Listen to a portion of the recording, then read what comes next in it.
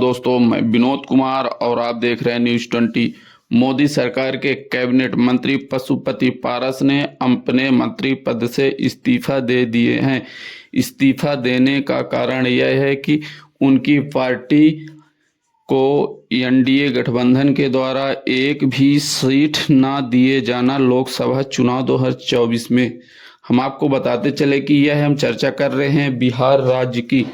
बिहार राज्य में एनडीए गठबंधन के द्वारा सीट शेयरिंग फार्मूला तय कर लिया गया और अनाउंसमेंट भी कर दिया गया है, जिनमें से भाजपा के सीट खाते में 17 सीट जाती हुई, जेडीयू की खाते में यानी नीतीश कुमार की खाते में 16 सीट जाती हुई, वहीं एलजेपीआर यानी चिराग पासवान की पार्टी को 5 सीटें जाती हुई, जीतन राम मांझी की पार्टी यानी हमको 1 सीट मिलती हुई और वहीं उपेंद्र कुशवाहा की भी पार्टी को 1 सीट एनडीए गठबंधन के द्वारा दिया गया है।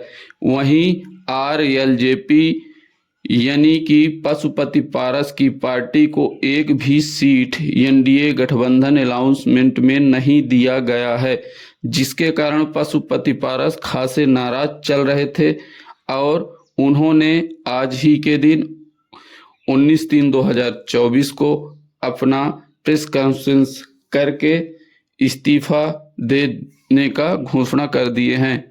आखिर हम आगे बात करेंगे कौन है पशुपति पारस। हम आपको बताते चलें कि पशुपति पारस एक राजनीतिज्ञ हैं और वहीं रामविलास पासवान के छोटे भाई हैं और मोदी सरकार में वह खाद्यान्न विभाग में कैबिनेट मंत्री रहे हैं और बिहार के हाजीपुर सीट से लोकसभा सांसद हैं और इससे पहले 2017 में नीतीश कुमार के सरकार में पशु एवं मत्स्य संसाधन विभाग में राज्य सरकार के मंत्री भी रह चुके हैं।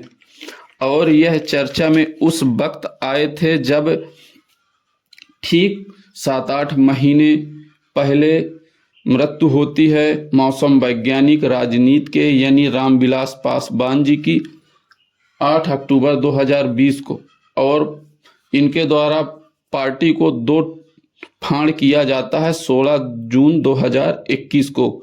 और उस वक्त एक खासा चर्चा में आए थे क्योंकि रामविलास पासवान की पार्टी जो लोक जनशक्ति पार्टी है, इनमें टोटल 5 सांसद हैं, जिनमें से पशुपति पारस भी खुद सांसद थे। अपने को खुद लेकर 4 सांसदों ने एनडीए गठबंधन में शामिल हो गए थे और उन्हें कैबिनेट केंद्रीय मंत्री पद मिला था।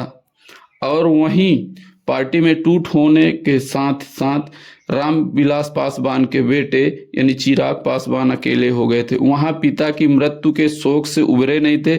इधर पार्टी को लेकर एक बुरी खबर उनको मिली और वह उस वक्त भी जो विशेषज्ञ थे, राजनीति के जानकार थे, तो चिराग पासवान को लेकर कहना था कि अब उनका अगला कदम क्या होगा। लेकिन उस वक्त भी उन्होंने हार नहीं मानी थी। लगातार वह मीडिया के माध्यम से अपनी बात रखते थे और यही कहते थे कि हम रामविलास पासवान यानी मौसम वैज्ञानिक राजनीति के जो कहे जाते हैं, हम उनके बेटे हैं, हम हार नहीं मानेंगे। और लोकसभा 2024 के चुनाव एनडीए गठबंधन में यह होता हुआ भी दिख रहा है और यहाँ अपनी जीत पक्की करते हुए चिराग पासवान और वह 5 सीट एनडीए गठबंधन में प्राप्त करने में, अपने पार्टी को दिलाने में सफल भी हुए। वहीं चाचा को राजनीति के अखाड़े में पछाड़ते हुए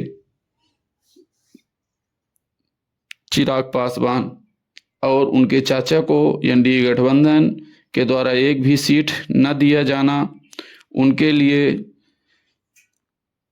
काफ़ी निराशाजनक रहा। अब पशुपति पारस यानी आरएलजेपी पार्टी का अगला कदम क्या हो, राय जरूर रखें। धन्यवाद।